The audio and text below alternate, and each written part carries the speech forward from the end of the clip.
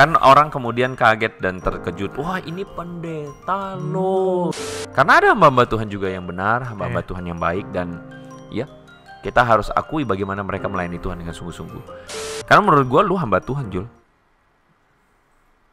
Cukup berat ya untuk topik kali ini, sangat luar Jadi bikin biasa. melo. Jadi topik ini bikin Julius melo, saudara-saudara. Bukan melo.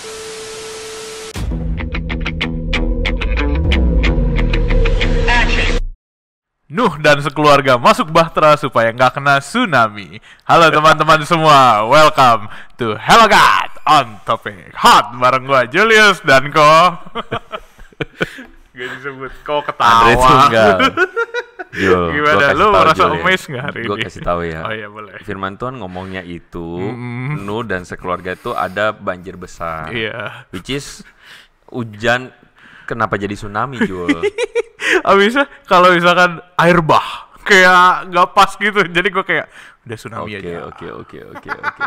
Iya juga ya. Gue jadi gara-gara lu ngomong tsunami, gue jadi mikir jangan-jangan itu tsunami beneran ya. Siapa tahu. Tapi tingkap-tingkap tanah kan kebuka. Bukan tingkap tanah terbuka, itu namanya tingkap langitnya kebuka terus air turun. Oh hujan. iya. Berarti make sense banget tuh.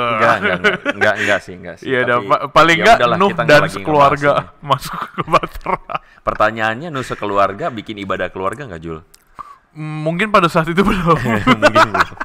Sibuk bikin Bahtera dan hewan-hewan masuk. Oke, kalau gitu ya teman-teman, pokoknya welcome back to Hello God on Topic, another episode ini teman-teman.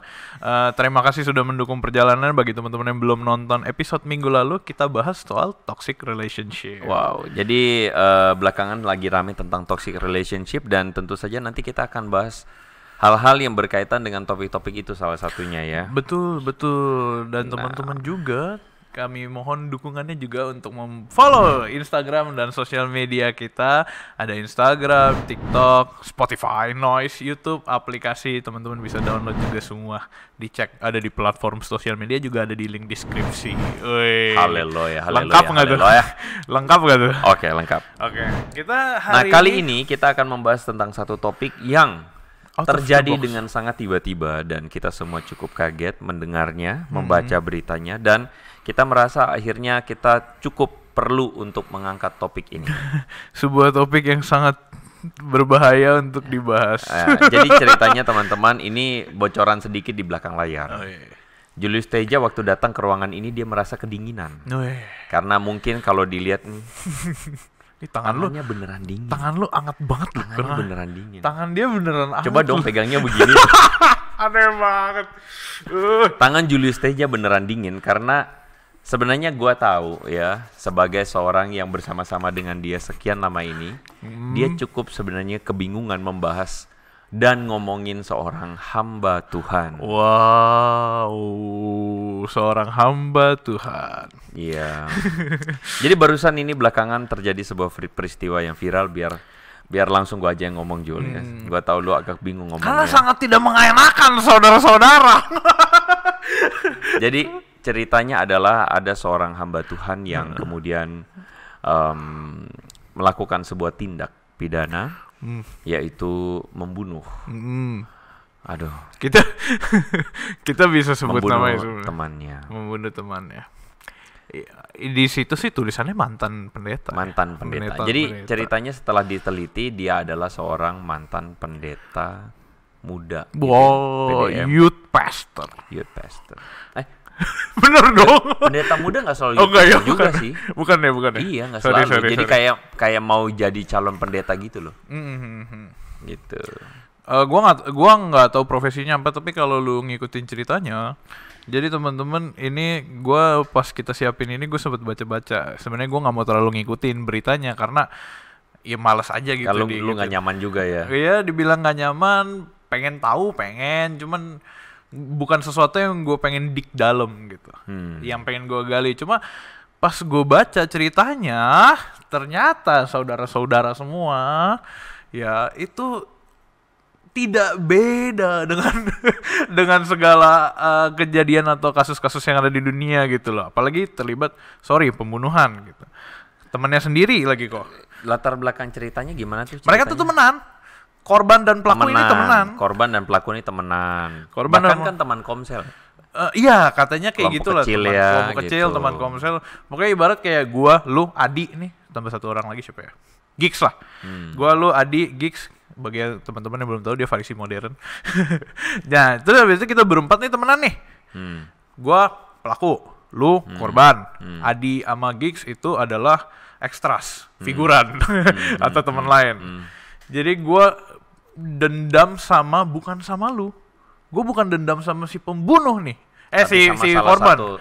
Sama salah satu teman. Salah satu teman yang lain. Karena bisnis. Akhirnya gue kesel sama dia, kesel ditahan-tahan gitu kan. Terus habis itu gue pengen bunuh teman gue. Tahu-tahu dia di luar kota.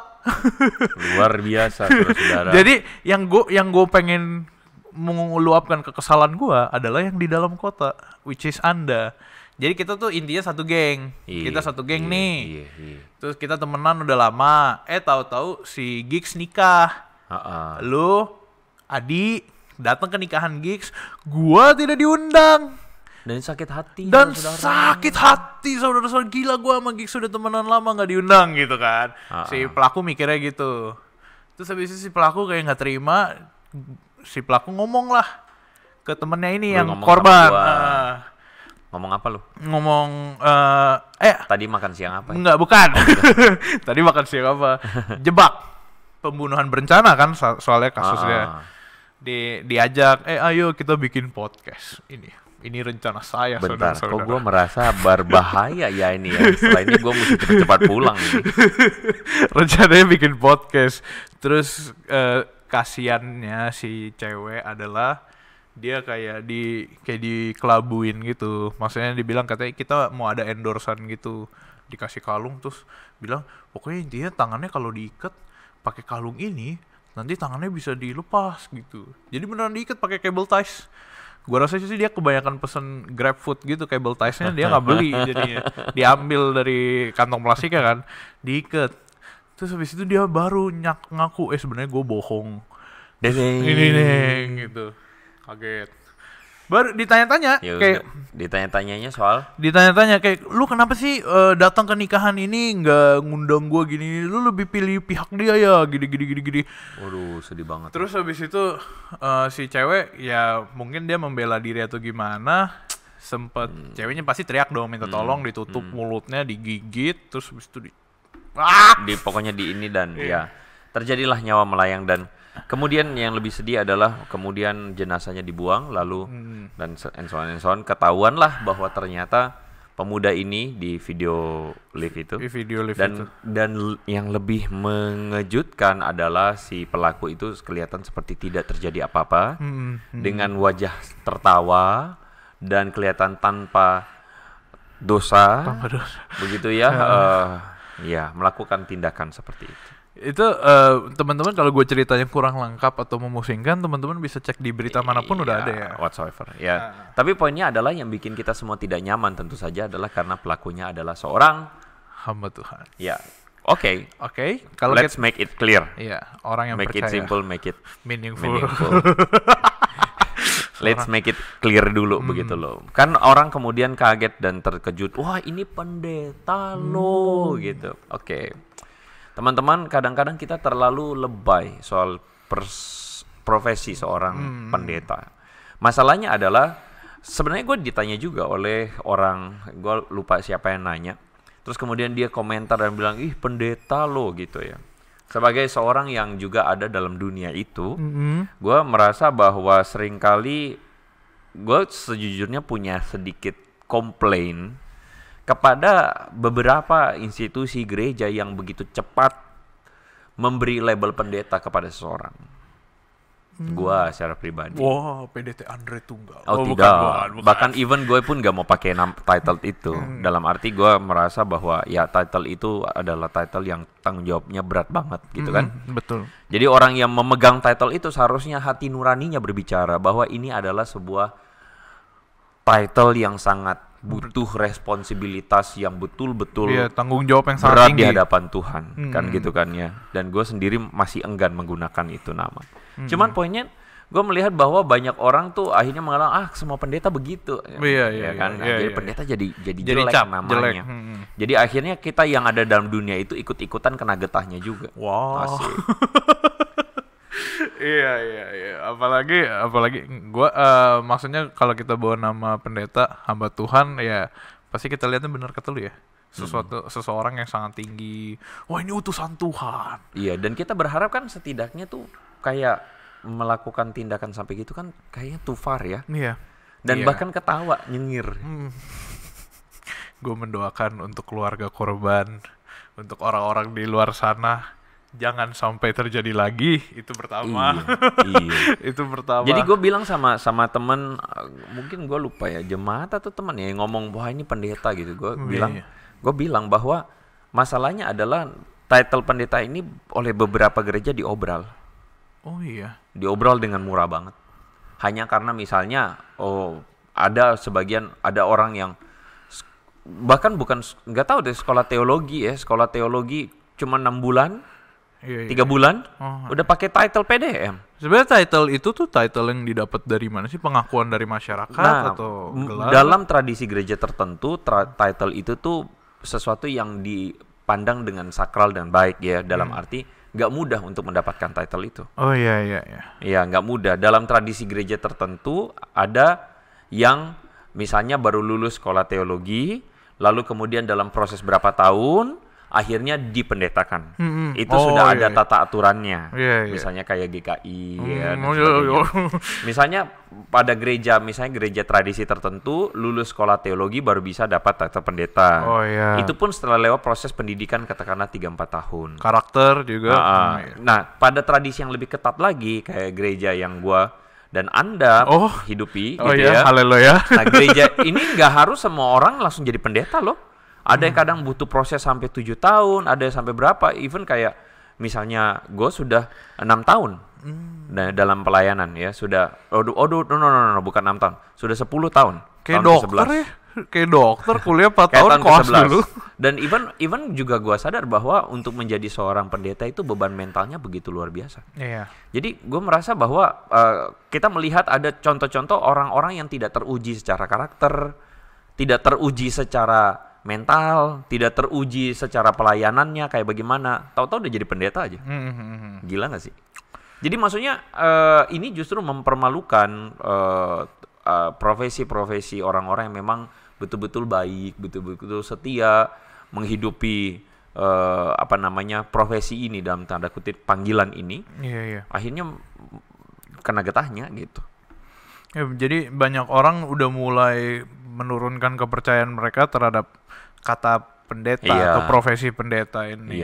Pelayanan pendeta ini, pelayanan. Asik. Ya cuma maksud gue tadi gue kepikirannya kok mungkin aja nih. Ini sekelibat aja tiba-tiba gara-gara lu ngomong. Siapa tahu itu sebenarnya media yang membesarkan nama pendeta. Maksudnya media yang pasangin nama pendeta gitu. Iya, mungkin aja sih tapi sebenarnya. Tapi kayaknya enggak ya. Kayaknya dia tuh pernah terhitung sebagai pendeta muda.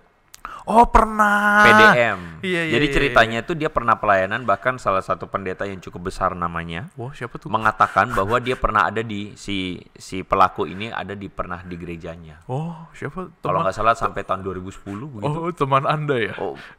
Saya baca. Wow, ya. Bukan teman saya. Calon teman. Nggak ngomong teman juga salah ya gitu ya. Gua doakan rekan sepelayanan. Sepelayanan. Gimana sih lu?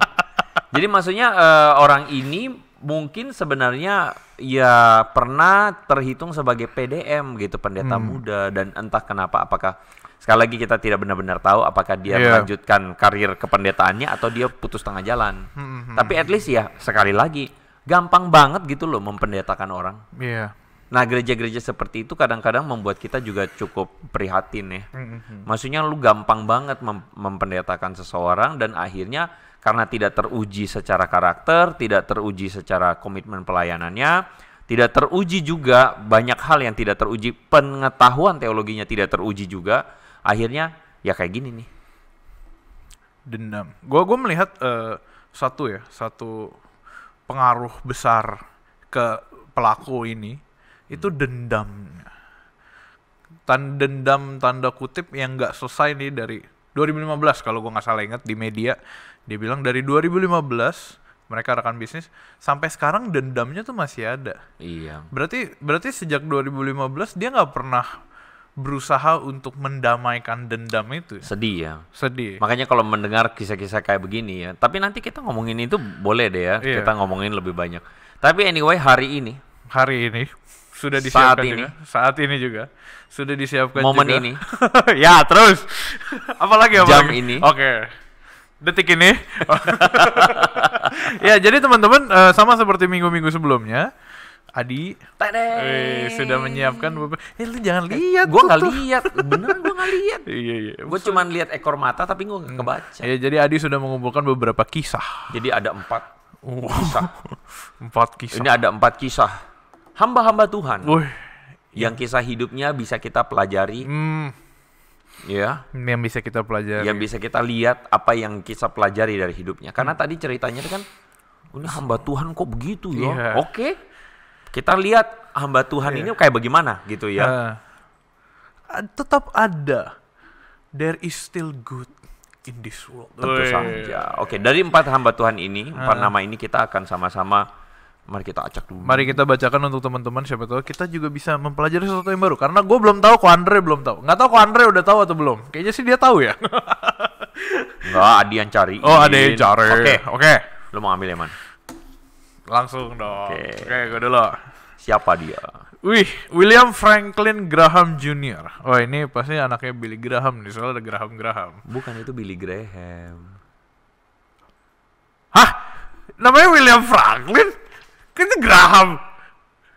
Iya, tapi lebih dikenal sebagai Billy Graham. Oh, jadi Billy itu nama lain. Tapi gue baru tahu loh. Nah, tuh kan. Oke, ya udah Billy Graham. Oke, Billy Graham. ya. Billy Oh, Graham. ini pendeta terkenal. Gue tahu nih. Nah, buat teman-teman yang tidak tahu, fotonya nanti Adi munculin, tut gitu ya.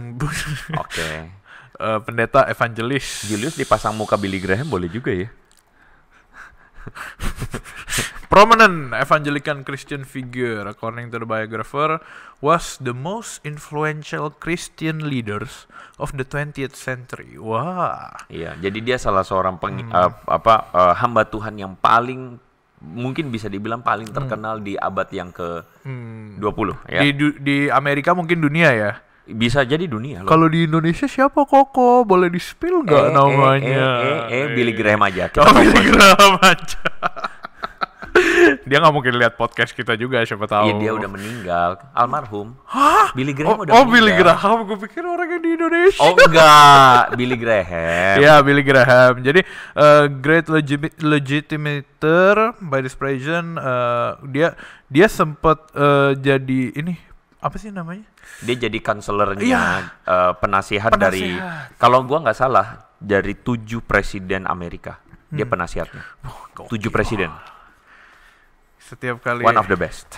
Setiap kali Pak Presiden mau bikin kebijakan, Mr. Billy, can you pray for me? Pastor. Pastor Billy. Tapi gini ya, kebalikannya orang Amerika dan kita adalah mereka ini kebanyakan keluar jadi pastor dulu, terus kemudian kalau pelayanannya teruji, Iya. dia jadi evangelist, penginjil. Oh. Nah, kalau kita kebalikan. Di Evangelis dulu ya. gereja kamu. Oh, gereja Anda juga. Gereja Anda ada Ya, yang jadi nonton mungkin. Billy Graham ini teman-teman bisa cari bahwa dia adalah seorang hamba Tuhan yang Menginspirasi. sejauh ini kita melihat begitu berintegritas. Iya. Ya, dia telah melayani 3,2 juta orang. Gila ya. Girls. Itu ya. banyak banget. Gua rasa itu di Amrik doang deh. Itu yang menerima, merespon invitation Oh, iya, to accept Jesus as their personal savior. Jadi 3,2 juta orang telah menerima Yesus melalui pelayanan Billy Graham. Ini menurut klaim dari staffnya Billy Graham. But anyway, kita nggak tahu jumlah exactly-nya kayak gimana, tapi dia adalah seorang hamba Tuhan yang berintegritas. So far yang kita tahu. Siapa tahu 7 juta ternyata kan. Nah, ada cerita di balik Billy Graham. Oh, apa nih? Jadi ceritanya ini, Billy Graham ini dia punya istri namanya Ruth Graham. Ya, dan pernikahan mereka jauh dari isu-isu. Lu tahu kenapa? Gue dengar ceritanya nih bahwa si Billy Graham ini ketika dia pergi kemana-mana, dia punya asisten dan asistennya itu perempuan. Oh, iya. Tapi dia tidak pernah bahkan satu mobil dengan asistennya. Oh, I Dia see. jaga jarak. Iya. Nah, dia adalah orang yang betul-betul menjaga dirinya. Seorang hamba Tuhan yang menurut gue sih patut untuk kita hargai dan apresiasi bagaimana dedikasi, karakter, dan pelayanannya. Wow. Itu hal kecil yang ini ya. Satu mobil Keren aja ya? nggak pernah berdua loh. Iya. Kayak ibarat kayak lu harus pesan Grab 2 kali gitu loh. Nggak ada Grab. Satu buat Julius gue. Teja waktu itu. Iya maksud gue kalau lu mau kemana kan lu pesan Grab nih, daripada kita ribet satu mobil, gue pesan 2 kali. Nah, teman-teman dari sini kita bisa melihat ada satu contoh hamba Tuhan yang memang karakternya bagus ya. Iya. Dan jadi inspirasi. Dan kita sangat yakin bahwa masing-masing teman-teman yang menyaksikan juga pasti punya cerita hamba Tuhanmu juga yang tidak seperti yang memalukan itu gitu kan ya, tapi justru menjadi berkat. Dan Anda punya ceritanya, silakan tuliskan di kolom komentar. Kami ya dengan senang hati membaca satu-satu dan juga mereply untuk teman-teman semua. Haleluya. Yang berikutnya. Giliran gue dong. Iya dong. Oke. Jadi cerita tentang hamba Tuhan berikutnya bernama John Lee Bishop. Marganya itu udah Bishop ya. Lu tau gak Bishop apa artinya? Apa itu? Astaga. Bishop itu apa ya? Ayo lu. Menteri. Uskup. Uskup. Wah, lu main catur kebanyakan lu. Iya, soalnya Bishop. John Lee Bishop ini adalah seorang yang disebutkan sebagai one of the most successful pastors. Wah. Kenapa disebut successful? Karena dia punya mega church namanya Living Hope. Dan adalah salah satu dari gereja yang tumbuhnya paling cepat. Dengan 8.000 member. Dan bertempat di satu gedung bekas Kmart ya, di Vancouver. Iya. Oh, Vancouver, Washington ya. Oh, gue pikir Vancouver, Kanada. Iya, ya? gue juga tadi mikirnya Nah, jadi ceritanya Bishop ini, dia tuh melayani banyak kaum yang tertolak gereja. Makanya gerejanya berkembang gede ya. Nah, jadi dia melayani para drug addict, ya, orang-orang yang putus sekolah, atau para gelandangan. Nah, itu dia layanin. Tetapi sayangnya adalah, pada kelanjutan hidupnya, ternyata John Lee Bishop ini, di kemudian hari karena satu dan lain hal dia ngalami sedikit problem dan akhirnya dia make sendiri. Dia make narkoba. Iya. Dan dari make narkoba lalu kemudian dia terbuang dari komunitasnya dan akhirnya dia berakhir dengan menjadi kurir narkoba. Gue hampir berpikir dia kerja di JNE atau nggak di FedEx gitu kan. Lah, dia jadi kurir narkoba karena dia punya lingkungan itu orang-orang gelap, ya. Dan akhirnya dia berakhir dengan ya seperti itu. Udah memulai dengan sangat baik, tapi kemudian mengakhirinya dengan buruk. Sayang ya. Udah sayang ini. Sekali. Udah apa namanya? Meninggal. Kayaknya belum. Kayaknya belum. Coba Ya. Jadi ini adalah satu cerita juga bahwa ternyata ada hamba Tuhan juga yang akhirnya dalam perjalanan bisa jatuh, ya. Mega church. Kayak begitu ya, kasihan ya. Gereja yang gede tapi akhirnya bisa seperti itu. Itu dia struggle nggak ya di awal-awal pelayanannya itu? Lu bayangin ngumpulin Yang gua tahu tuh diceritain sama Detektif Aldo. Iya. Kalau dia nonton Anda yang nonton ini, kalau Anda nonton ya. Jadi kalau nggak salah memang dari awal dia struggle banget untuk mulai pelayanan itu, tapi akhirnya karena dia menjangkau orang-orang yang tersingkirkan, akhirnya orang jadi growingnya gede. Iya.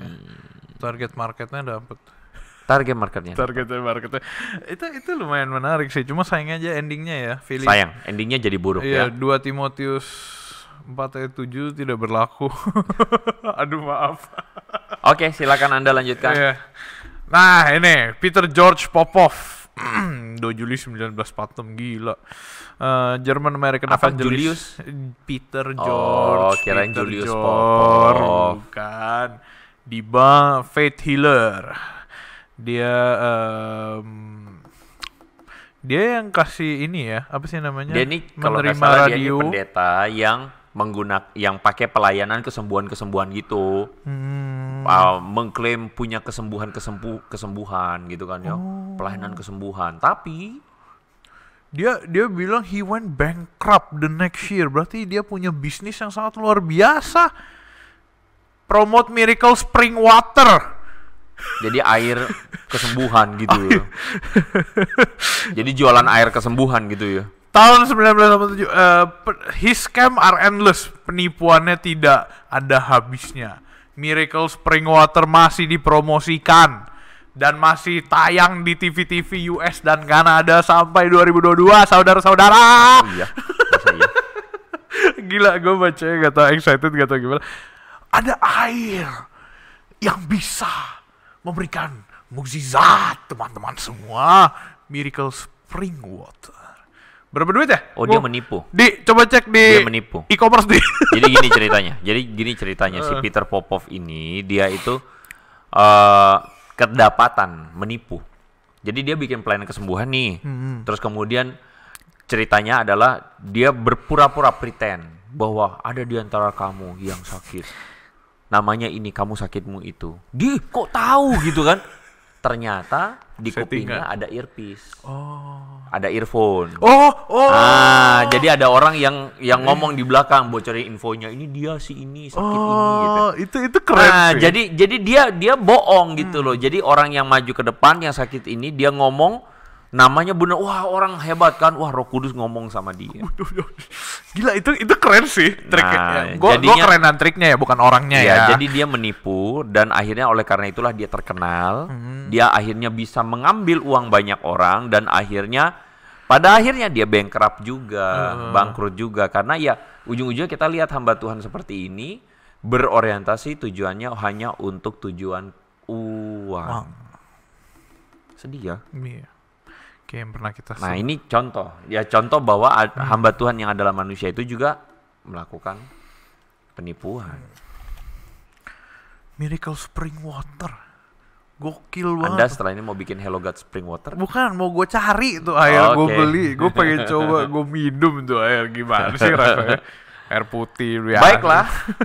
Tadi lu ngomong apa ya? Gue sempet kepikiran sesuatu. Dia, yang triknya itu keren sekali. Gitu ya. Apakah ada di Indonesia yang mengadaptasi trik itu? Oke. Ada di antara Anda penonton Hello God saat ini, kamu sedang pakai baju kotak-kotak. Sabtu jam 8 malam. Ada di antara kalian teman-teman Hello God yang sedang menonton dari ranjang Anda di rumah. Ada di antara kalian yang sedang menonton ini juga dengan wifi rumah Anda.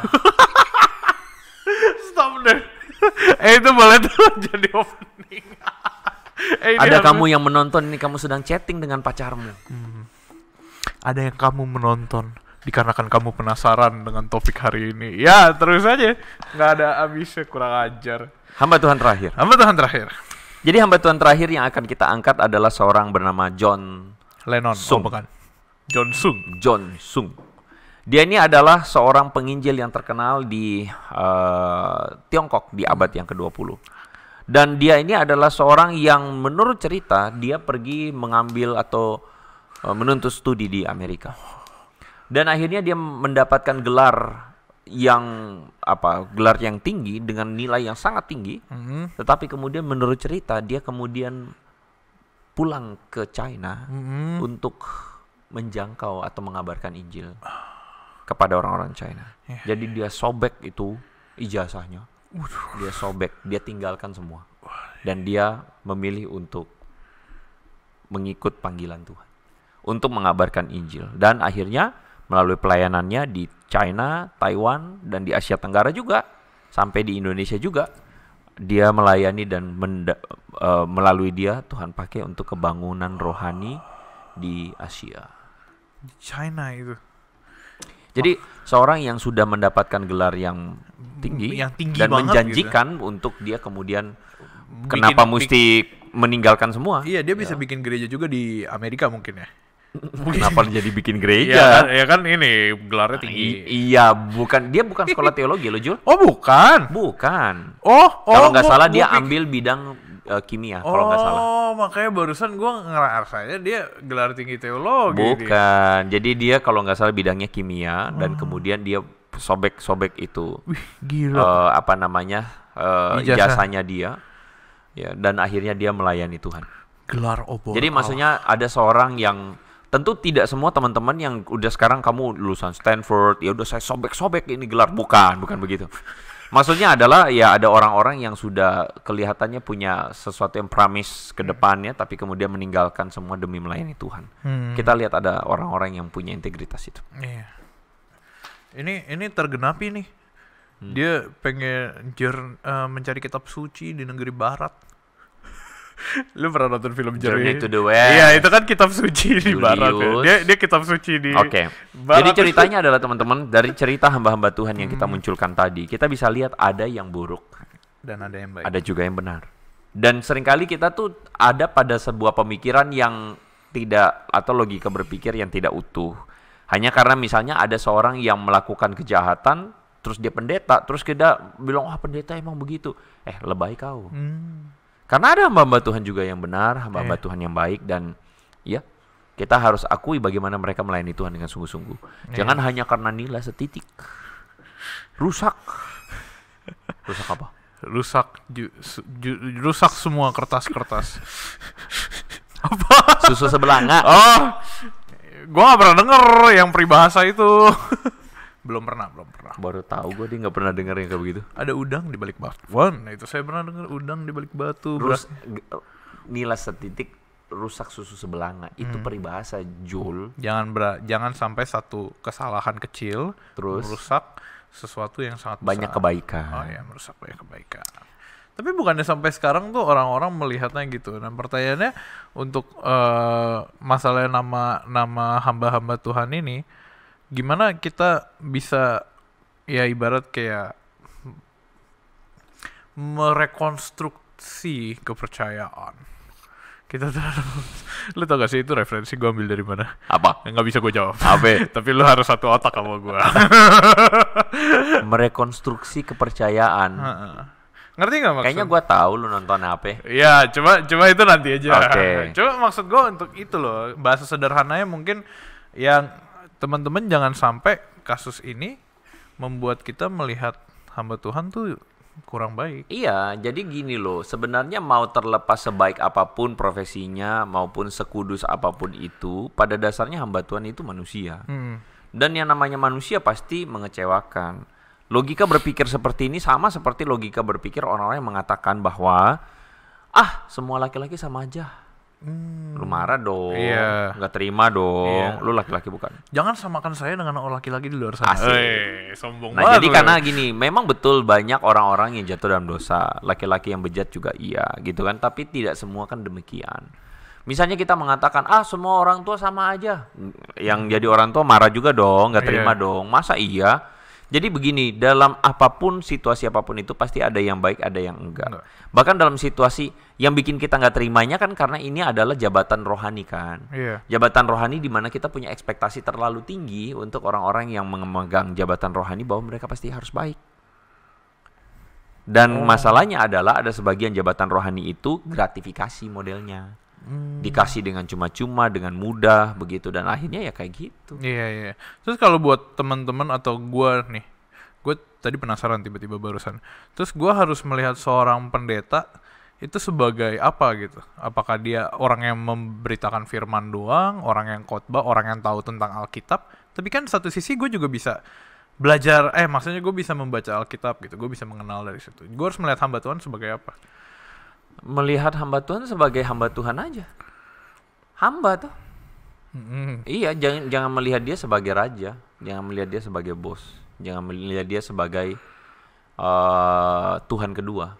Tapi jangan melihat sebagai Tuhan kedua. Ya banyak orang akhirnya menjadikan hamba Tuhan jadi kayak Tuhan kedua gitu kan. Artinya gini, kita menghormati seorang hamba Tuhan karena dia adalah seorang yang mendedikasikan hidupnya untuk melayani Tuhan. Udah, nggak usah lebih begitu. Nggak usah lebay lagi gitu. Selebihnya adalah apakah hidupnya sungguh-sungguh melayani Tuhan dan tidak, itu akan kelihatan dari track recordnya. Maksudnya akan kelihatan dari sejauh mana proses dia melayani Tuhan. Karena menurut gua melayani Tuhan itu proses juga. Karena ada kita tuh gini, kita harus lower our expectation. Jangan ekspektasinya berlebihan. Karena gue percaya bahwa yang namanya hamba Tuhan dan bukan hamba Tuhan, ini gua nggak suka nih ngomongnya. Karena menurut gua lu hamba Tuhan, Jul. Iya. Adi juga hamba Tuhan. Kayak gitu. Orang-orang Semua kita adalah hamba Tuhan. Orang-orang yang melayani Tuhan. Betul. Juga cuman memisahkannya adalah para full timer atau tidak. Nah itu gue lebih setuju ngomong pakai kata itu. Oh nice. Jadi nice. full timer atau enggak full timer itu dalam arti ya full timer di institusi gereja atau pelayanan atau sebagian dari antara mereka istilahnya tuh di dunia sekuler dan juga di gereja. Jadi kan perbedaannya cuma itu. Pembedaannya cuma itu ya. Menurut gua. Tapi sebenarnya kita semua sama. Iya dong, setiap kita tuh sama. Nah, ya jadi jangan terlalu gimana juga dengan hamba Tuhan kalau menurut gua sih. Iya. Nah, gua tadi tiba-tiba kepikiran mulu. Gua kepikiran di tengah-tengah selalu. Ini pikiran lu banyak. Iya, jadi kan itu yang kasus yang sekarang sedang berjalan itu salah satu dari sekian banyak kasus. Mungkin masih ada sampai saat ini pendeta tanda kutip yang masih memanipulasi jemaat atau memanipulasi orang-orang dengan menggunakan nama Tuhan gitu, nama Alkitab. Nah, untuk kita nih jemaat-jemaat atau orang-orang yang ada di dalam kondisi itu, kita tuh harus ngomong apa, kita gimana cara taunya kalau nih pendeta udah menyimpang gitu. Kalau kita jarang baca Alkitab, kita gak bakal tahu deh. Wah, itu jawaban nice banget. Kalau kita jarang untuk baca Alkitab, jarang untuk ini, kita gak bakal tahu. Pertama, kita gak bakal tahu melihat ketika hamba Tuhan ini mengajarkan sesuatu, ini melenceng atau tidak. Dari pengajarannya dulu. Terus kemudian dari hidupnya. Gitu kan. Ya gue gak menyarankan setelah ini kemudian jemaat kepo ya. Memasang CCTV pada hamba Tuhan 24 jam dari pagi sampai pagi gitu. Enggak gitu ya. Bukan begitu maksudnya. Tapi ya kita lihat dari buah-buah pelayanannya. Paulus pun bilang kan kepada jemaat di Korintus, Filipi, Galatia. Waktu Iya. dia mengatakan bahwa dari mana kita tahu? Ya kita tahu dari buah-buahnya, dari buah-buah perbuatannya. Yesus juga ngomong kan? Oh iya. Nggak mungkin sumber yang buruk itu menghasilkan sumber yang baik. Ya, dari buahnya lah kamu melihat pelayanannya. Itu kan sebenarnya kita mendeteksi guru-guru palsu juga. Jadi ada guru-guru palsu yang cuman ibaratnya tuh menjadi pengajar, menjadi guru untuk cari makan. Dan Paulus betul-betul tegur. Betul-betul tegur orang-orang yang demikian yang menyalahgunakan jabatan-jabatan keagamaan sebagai pengajar, sebagai guru untuk kemudian mengambil atau mencari keuntungannya sendiri. Iya, itu yang paling bahaya nggak sih zaman sekarang ya, khususnya konteks kita.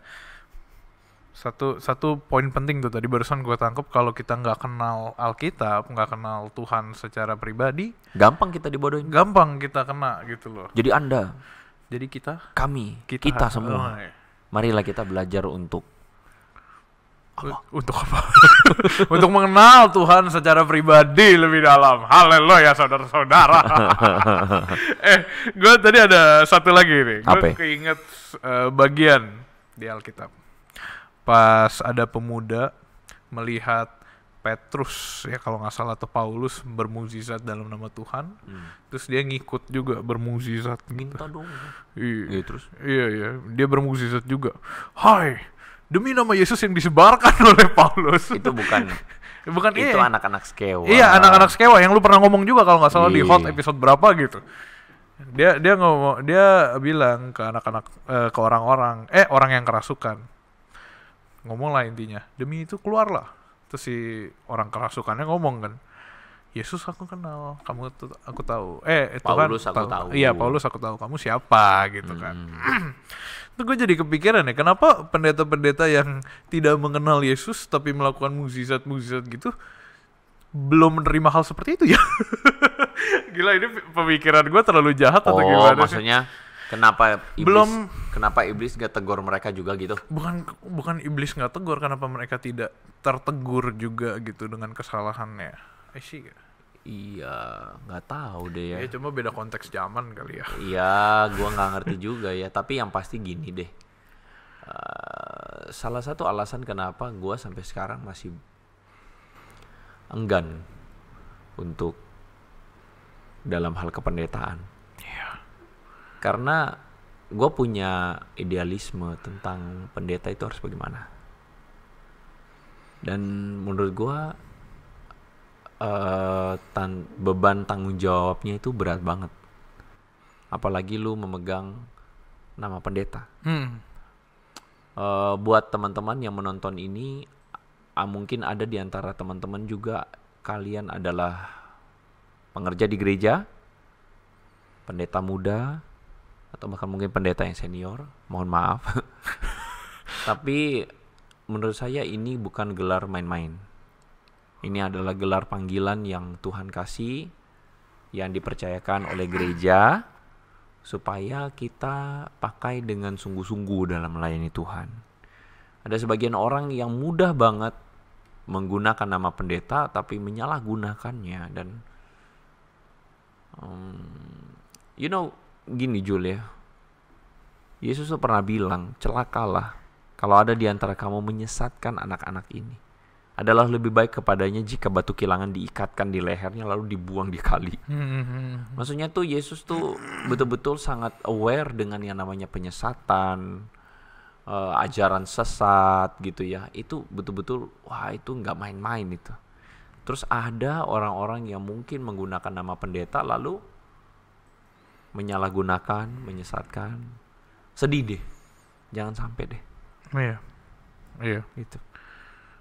Untuk yang kasus yang baru-baru ini terjadi, ini bukan pertama juga ya, udah banyak banget ya. Itu tadi kita juga udah baca. Cuma yang kita doain semoga hal ini tidak terjadi lagi. Cuma kalau misalkan kalau gue bilang itu berarti gue naif. Pasti akan terjadi lagi, mungkin juga gue dulu dan teman-teman ada yang nonton bisa jadi antara korban atau pelaku. Cuman ya semogalah berkuranglah kejadiannya. Mungkin apalagi lagi melalui hot kali ini banyak tertegur dan bertobat. Amin. Semoga ada salah satu dari Anda, saya berdoa satu aja nih kok yang ada rencana buruk setelah ini. Temen, gara-gara Anda menonton video ini, hati Anda tertegur. Haleluya. Tapi makanya dendam itu jangan dipiara. Ya, kebiasaan buruk jangan dipiara. Betul. Forgive. Haleluya. And forget. Wih. Tapi jangan forget secara harfiah. Oke lah. Cukup berat ya untuk topik kali ini, sangat luar Jadi bikin biasa. melo. Jadi topik ini bikin Julius melo, saudara-saudara. Bukan melo, gue kayak ada ya. Iya, ya udahlah. Mau bagaimana? Life must go on. Life must go on. Untuk yang lagi mengalami yang sama, saya doakan Anda untuk cepat bebas.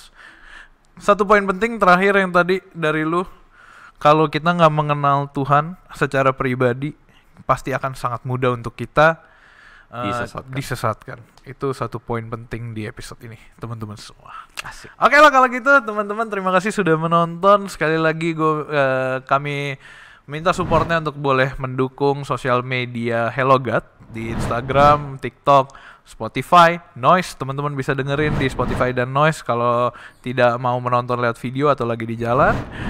Teman-teman juga kita minta support untuk download aplikasi Hello God, available on App Store and Play Store. Teman-teman. Gue tau waktu lu ngomong begini dalam hati lu, ya sayang gak pas-pasan. Enggak, jujur enggak, tapi gue liat pas gitu. Yaudah, oke lah kalau gitu, thank you untuk Andre, thank you untuk Adi, thank you untuk teman-teman semua for watching Hello God on Topic, where Hello God will always be on topic. God bless you teman-teman semua. Stay connected with Hello God.